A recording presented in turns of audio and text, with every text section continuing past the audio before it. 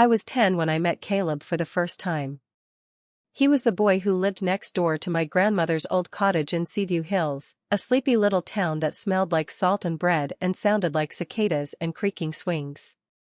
That first summer, I hated being there. My parents were too busy arguing, my phone barely had signal, and I was convinced I'd die of boredom. Then I saw him. Dark-haired, shoeless, sitting at the edge of the pier with his feet in the water and a book on his lap. He didn't smile when he saw me. He just looked up and said, "You're new." And that was it. Every day after that, we found each other, chasing dragonflies, collecting rocks shaped like hearts, trading secrets that felt sacred because they were whispered beneath the same oak tree every afternoon. For 6 summers straight, Caleb became my favorite thing. We wrote letters during the year, real ones, with stamps and messy handwriting and drawings in the corners. When we were 13, he held my hand. When we were 15, he kissed me. And the summer we were 16, we crossed the line between innocent and something more. It wasn't planned. It wasn't dramatic. It was quiet, trembling, real. He held me like I was glass and promised he'd never break me. Then, that fall, his mother got sick. I remember the way his letters started to change, shorter, sadder, full of words that didn't say much but meant everything. Then, one day, they stopped. Just like that. I went back to Seaview Hills the next summer and waited under the oak tree every day. He never came. His house was empty. The window he used to climb out of was shut. The neighbor said his mother had passed. After that, I stopped going. I wrote for a year straight with no reply. And eventually, I told myself he didn't care. That I had imagined the depth of our connection. That I was young and stupid and forgettable. I grew up. Got into college. Got my heart broken for real a few more times. Moved to the city to escape the smallness of the past.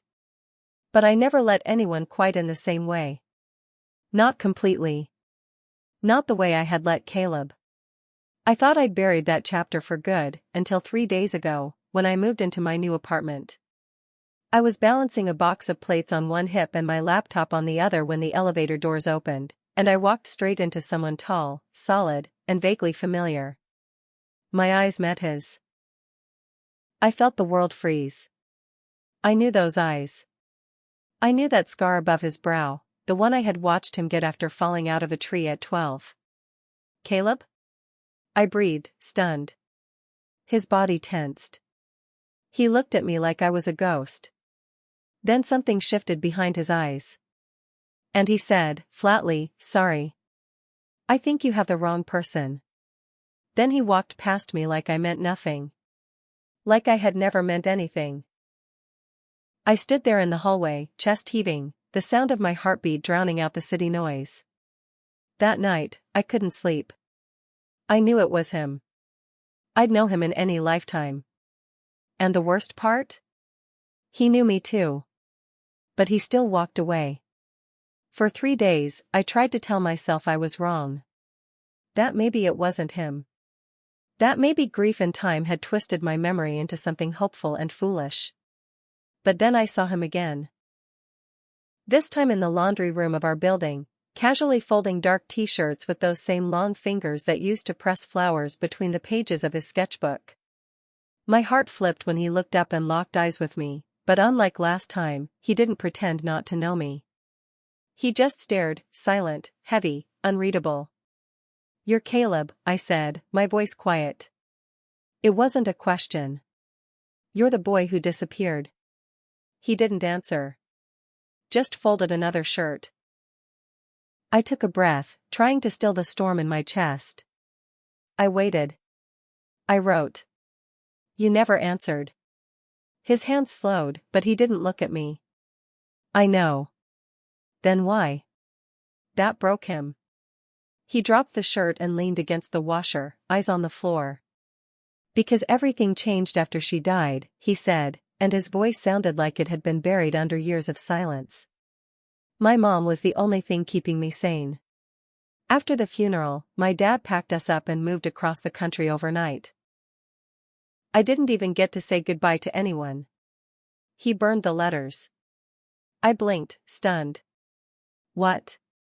He thought they were making it harder, holding me back from letting go. I wanted to write back, I tried. But I was 16 and angry and lost and, his voice cracked. I didn't know how to come back after that.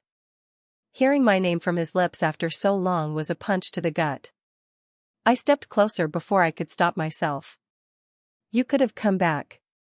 You could have tried. And said what?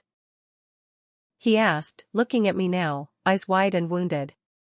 Sorry I disappeared for 7 years? Sorry I left you waiting under that stupid tree? Yes, I said. Even that would have been enough. He sighed, dragging a hand through his hair. I didn't think I deserved your forgiveness. Or your memory. You didn't get to decide that, I said, stepping back before the heat of him made me forget how hurt I was. You weren't the only one who lost something. He flinched. And I left. I walked out of the laundry room, up to my apartment, slammed the door, and let myself fall apart for the first time in years. But even as the tears came, so did the memories. The way he used to draw stars on my wrist when I couldn't sleep. The way he read his mother's poetry out loud with his eyes closed. The way he held me that summer, so tenderly, like I was the only thing in the world worth saving. And now here we were. Adults in the same building. 2 strangers with the same history. The next day, I found a note taped to my door. 5 words. Can we talk? Caleb. I didn't answer it right away. I stared at it for hours. But eventually, I opened my door and walked down the hall. Not because I forgave him.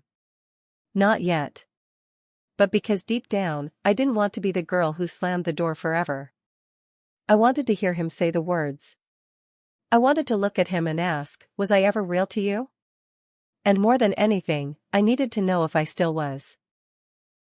He showed up the next day like he said he would, nervous, early, standing outside my door with his hands in his pockets like the boy I used to know, only taller and more complicated.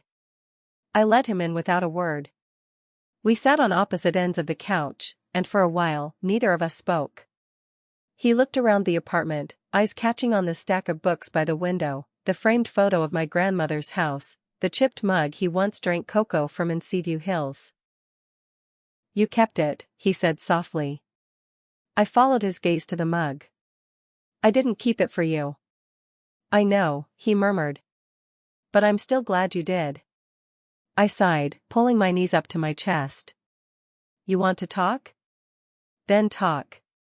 Say the things you've been carrying all this time. He leaned forward, elbows on his knees, and when he finally spoke, it was like a dam breaking. After my mom died, everything just collapsed. My dad wasn't the same. He shut down. We moved in with my aunt, and I wasn't allowed to go back to Seaview. He didn't want reminders. And I couldn't bring myself to fight him. I felt like I'd failed her. And you. I thought about writing, every day. But I didn't know what to say that wouldn't sound like an excuse. So you said nothing, I whispered. That hurt more than the truth ever could have. I know, he said, voice cracking. I think part of me hoped you'd forget me. That you'd move on and fall in love with someone else and never have to think about me again. I laughed bitterly. I tried. Believe me. He looked down at his hands. I didn't forget you. I couldn't. Every summer, every song, every star, I saw you in everything. My throat tightened. Then why not come back once you could? Because by the time I could, I convinced myself I wasn't worth it anymore. That the boy you loved didn't exist. He didn't, I said. Because he left. He flinched, but didn't argue. The silence between us turned heavy again, but this time it felt necessary, like both of us were letting old ghosts pass through the room before we could breathe again. Finally, I said, you know what's the worst part? I didn't just lose a first love. I lost my best friend. He looked up at me then, his expression raw. Can I try to be him again? I wanted to say no. I wanted to hold on to my anger because it felt safer than risking my heart again. But the truth was, despite everything, I missed him. And there was a piece of me, stubborn, bruised, still hopeful, that wanted to believe people could come back. I don't know, I said honestly. But you can try. His eyes softened. Then I will. We sat there until the sun dipped below the skyline, not quite healed, not quite whole, but no longer pretending the past didn't exist. It was the first honest thing we'd done in years. And somewhere deep inside me, I knew this wasn't just about reconnecting. It was about rewriting the ending we never got to finish. The next few weeks felt like holding a memory in my hands and trying not to crush it. Caleb and I weren't anything, we weren't lovers, or best friends, or strangers, but somehow we were all of those things at once. He started walking with me to the subway in the mornings, sometimes waiting outside the office building just to hand me coffee. He never pushed, never asked for more. He just showed up, every day, the way he hadn't when I needed him most, and I didn't know whether to be grateful or furious. Sometimes I was both. One night, after a long day at work and an even longer evening of pretending I wasn't feeling everything all over again, I found him sitting on the floor outside my apartment door. You okay? I asked, surprised. I just needed to sit, he said. I didn't want to go home yet. I sat beside him, back against the wall, knees drawn up. We stared at the ceiling. Do you ever think about that summer? He asked after a while. Which one? The last one. The one where everything felt like it could have lasted forever. I nodded. I think about it too much. Do you regret it? No, I said, instantly. But I regret how it ended. I regret that I waited under that tree every single day for you, thinking maybe you'd just been late. He swallowed. I did too. I waited in my head. Replayed it. Tried to rewrite it. But I was never brave enough to come back. And now? I asked. He turned to look at me. Now I'm scared every second that I'm too late. There was something in his voice, something that felt like truth laid bare. I didn't say anything.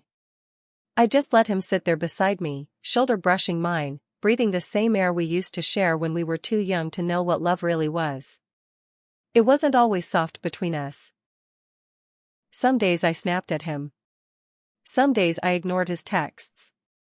Some nights I lay awake wondering if I was chasing something that only existed in memory. But then he'd laugh at one of my dumb jokes or bring up some ridiculous inside reference from when we were 12, and suddenly it all felt real again. Like the boy I loved never really left, he just got buried under grief. And now, he was clawing his way back. One morning, we bumped into each other in the laundry room, both half asleep and wearing mismatched socks. I reached for the same detergent bottle as him, and when our hands touched, I froze. He didn't pull away. You always smelled like this, he murmured. Lemons and rain. You used to say that to flirt with me, I replied. You liked it when I did. I looked up at him. He was standing too close, but not close enough. Do you still mean it? I never stopped. The tension hung there, heavy and humming. He could have kissed me. Maybe he should have. But instead, he stepped back, eyes searching mine. Tell me when you're ready. Then he turned and left, leaving me breathless and reeling, surrounded by detergent and the scent of something that felt like almost. I stood there for a long time, heart pounding, realizing that I wasn't sure what scared me more, letting him go again, or finally letting him in. It happened on a Tuesday night, the kind of evening that didn't feel like it was supposed to mean anything. I'd had a rough day at work, missed my train, and came home with the kind of headache that made every sound feel like a scream. I found a bag hanging on my doorknob, takeout from my favorite Thai place, and a note that just said, "Thought you might need this. See." I stood there in the hallway for a full minute before unlocking the door. I ate in silence, the room lit only by the TV screen playing a show I wasn't watching, and I hated how easy it was to fall into the rhythm of missing him when he wasn't even gone. I didn't know how to name what we were. We weren't together, but he remembered my favorite orders, the way I liked my coffee, the songs I used to hum when I was thinking. He never pushed, never crossed a line. And it was driving me insane. I texted him a thank you. He didn't reply. Instead, 10 minutes later, there was a knock. I opened the door and there he was, hoodie pulled over his head, hands in his pockets like a teenager again. "Hi," he said. "Hi," I replied, stepping aside so he could come in. "You always answer the door barefoot," he said, glancing down. "Some things don't change." "Some things do." I didn't know who moved first, only that 1 second we were standing in the soft glow of the hallway light and the next, he was kissing me. It wasn't gentle. It was years of silence and heartbreak and longing crashing into a single breath. His hands cradled my face like he was afraid I'd vanish, and I clung to his hoodie like I had when we were 16 and the world was only as big as our tiny town. When we finally pulled apart, I was trembling. "Why now?" I asked. "Why tonight?"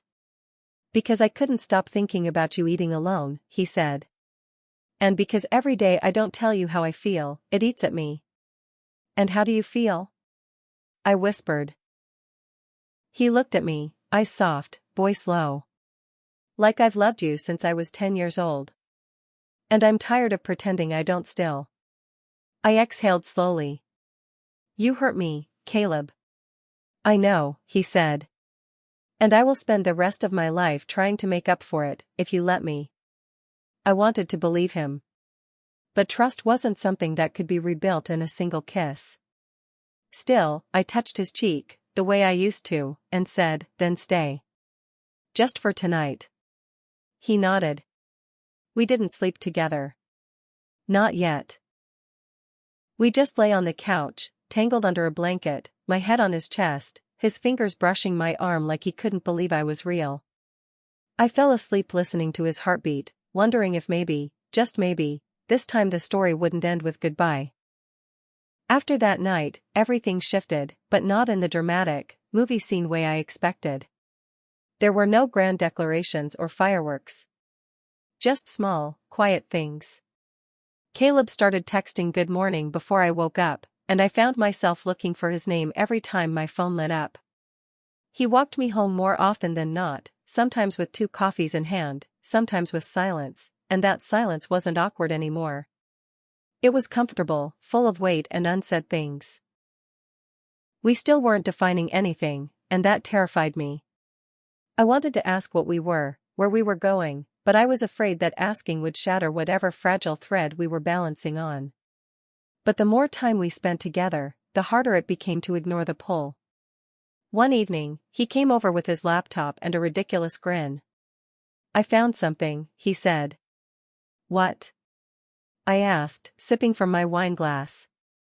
"That tree," he said, setting the laptop on my coffee table. "The one we used to sit under. It's still there. Seaview Hills. There's a photo someone posted last week. It's a local landmark now."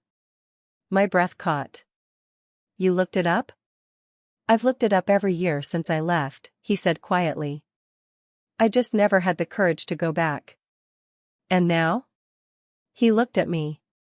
"Now I want to go, with you." I didn't answer right away. The idea of going back to that town, to the oak tree, to the pier where we first kissed, it scared me. Not because of the place, but because of what it would mean. That this wasn't temporary. That we weren't just falling into old habits. That we were building something again. "Okay," I said finally. "Let's go." We drove out on a Saturday, the city slowly falling away behind us, replaced by winding roads and fields and the sound of waves in the distance. I hadn't been back in years. The cottage was gone, sold after my grandmother passed, but the town still smelled the same. Salty and warm. Like memory. We parked near the hill and walked to the tree. It stood there, ancient and crooked, its branches reaching for the sky like they remembered us. I touched the bark, fingers trembling. "I carved your name here once," Caleb said. "Right under mine." "Did you?" I smiled. "I don't remember that." "I didn't show you," he replied. "I was scared it would make it too real." He knelt and brushed away some moss, revealing 2 faint letters, E+C. My heart twisted. It was always real to me. He stood and looked at me, the breeze catching his hair, his eyes shining with something deep and unspoken. "Emily," he said, voice hoarse. "Do you believe people can come back? Not just physically, but the parts of them that got lost?" "I think some people never really leave," I whispered. "They just forget how to find their way back." He stepped closer. "Then let me find my way back to you." And when he kissed me again, under the same tree where we once dreamed of forever, I knew this wasn't about rebuilding the past. It was about creating something new with the pieces we still carried. And this time I wasn't going to let fear hold me back. That night, we stayed in a small inn near the coast, the kind with creaky floorboards and thin walls and windows that let the ocean breeze slip through the cracks. I couldn't sleep. I lay there in the quiet, staring at the ceiling, thinking about how strange it felt to be back in the place where I had once memorized every inch of Caleb's face by moonlight. The boy who had disappeared without a word was now asleep beside me, breathing evenly, his hand just inches from mine. I reached for it slowly, unsure, but the moment our fingers touched, he opened his eyes. "You're not sleeping," he murmured. "Neither are you." "I was trying to," he said with a small smile. "But I think I knew you'd still be awake." We lay there in the dark, fingers intertwined, and I asked the question that had been weighing on me since the moment he reappeared. "Why did you really come back?" He turned on his side to face me. "Because I couldn't stand the idea of living a life where you were just a memory. I wanted to see if you still felt like home." I swallowed hard. "And do I?" He nodded. "More than ever." I studied his face in the dim light. "You still disappear sometimes," I whispered. "Even when you're right in front of me." His expression faltered. "I know. I get in my head. I still wake up feeling like I'm 16 and I've just lost everything again. I don't need you to be perfect, Caleb. I just need you to stay." He shifted closer, resting his forehead against mine. "I want to. But I'm afraid I'll mess it all up again." "Then let's mess it up together," I said. "At least this time, we'll both be trying." He kissed me then. Soft, slow, different. There was no urgency, no desperation. Just 2 people finding their way back across years of silence and pain. It wasn't just a kiss. It was an answer. When we made love that night, it wasn't like the first time, when everything was uncertain and new. It was familiar and aching and full of everything we'd never gotten to say. He held me like he was memorizing me all over again, and I let him, because I wanted to remember, too. The next morning, we sat on the beach, wrapped in a blanket, watching the waves roll in. I leaned against his shoulder, and he tucked a strand of hair behind my ear the way he used to. "So what now?" I asked. He smiled softly. "Now we stop pretending this isn't real. And if it gets hard? Then we fight for it. For us. Like we should have before." I nodded, staring out at the horizon. The past would always be a part of us, etched into the sand and the tree and the broken summers. But this was something new. And this time, we were finally ready for it. Coming back to the city felt surreal, like waking from a dream I didn't want to end. The quiet of Seaview Hills had given us space to breathe, to speak, to finally be honest with each other. But real life waited, relentless and loud. Work deadlines, meetings, commutes, and that gnawing fear in the back of my mind that what we had rediscovered might not survive outside the nostalgia of that little town. But Caleb proved me wrong in the quietest, most consistent ways. He didn't retreat. He didn't vanish. He texted every morning. Picked me up from work. Called just to hear my voice. He started leaving things in my apartment, books, a hoodie, his toothbrush, like he was slowly moving into the spaces between my walls. We didn't label it. We didn't need to. It was us. But just when I started to believe that the worst was behind us, the past came knocking again. I was at work when I got the call. Caleb's father had a heart attack. He was stable, but Caleb had to leave immediately. He didn't even pack. Just called me from the airport, breathless and tense. "I'll be back in a few days," he said. "Promise?" "Okay," I whispered, trying to stay calm. "Just, don't shut me out while you're gone." He paused. "I won't. Not this time." But as the days passed, his texts grew shorter, his voice more distant, until one night, he didn't call at all.